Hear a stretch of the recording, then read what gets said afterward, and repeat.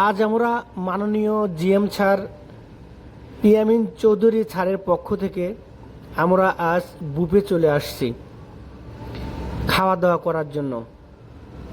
Standard group MH এর পক্ষ থেকে এই আয়োজনটা করা হয়েছে। আমরা যারা স্ট্যান্ডার্ড এমএইচ গ্রুপ হেমায়তপুরে চাকরি করি,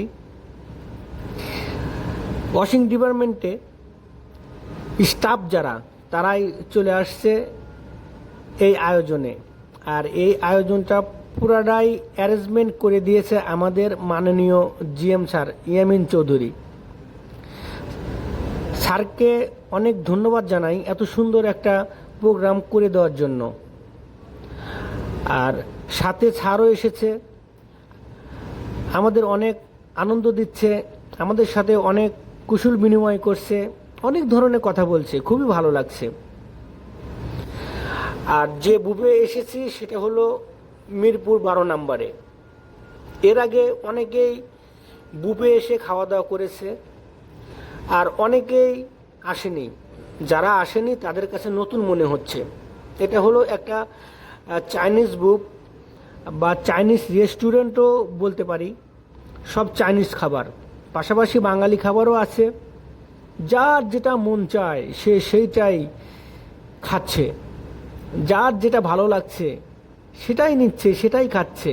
কারণ খাওয়া হচ্ছে আনলিমিটেড, যে যেরকম পারে খাবে, কোনো সমস্যা নেই। আর এত সুন্দর প্রোগ্রামটা আমাদের মাননীয় GM sir Yamin Chowdhury sir করে দিয়েছে। আসলে স্যার শুধু আমাদের স্যারই নয়, সে আমাদের অভিভাবক। আমাদের অভিভাবক হয়ে সে আমাদের এত সুন্দর একটা প্রোগ্রামের আয়োজন করে দিয়েছে। আর স্যারের পক্ষ থেকে আমরা স্টাফ যারা এই জায়গায় এসেছি তারা খুবই আনন্দিত। কারণ এর আগে এরকম প্রোগ্রাম আমাদের ওয়াশিং ডিপার্টমেন্ট থেকে হয়নি, কিন্তু স্যার আমাদের জন্য এই ব্যবস্থা করে দিয়েছে। পাশাপাশি আমাদের এই প্রোগ্রামে এত সুন্দরভাবে অ্যারেঞ্জমেন্ট করে দিয়েছে এই রেস্টুরেন্ট কর্তৃপক্ষ, তাদেরকেও কৃতজ্ঞতা জানাই। আমরা যখনই এই জায়গায় আসতে চেয়েছি, যখনই এই রেস্টুরেন্টের প্রশাসনের সাথে কথা হয়েছে, এই রেস্টুরেন্টে যারা দায়িত্বে আছে তাদের সাথে কথা হয়েছে, তারা আমাদের সুন্দর একটা অ্যারেঞ্জমেন্ট করে দিয়েছে, সুন্দর একটা পরিবেশ সৃষ্টি করে দিয়েছে। কারণ আমরা একসাথে প্রায় 60 থেকে 65 জন লোক আমরা এই বুফে চলে এসেছি খাওয়ার জন্য।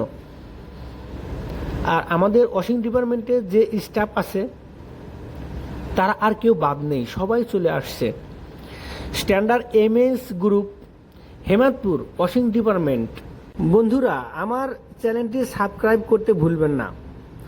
আর আমাদের মাঝে আমাদের মাননীয় নেওয়াজ স্যারও উপস্থিত ছিলেন। সে আমাদের সাথে দেখা সাক্ষাৎ করে বিদায় নিচ্ছেন, আমরা তাকে বিদায় জানাচ্ছি।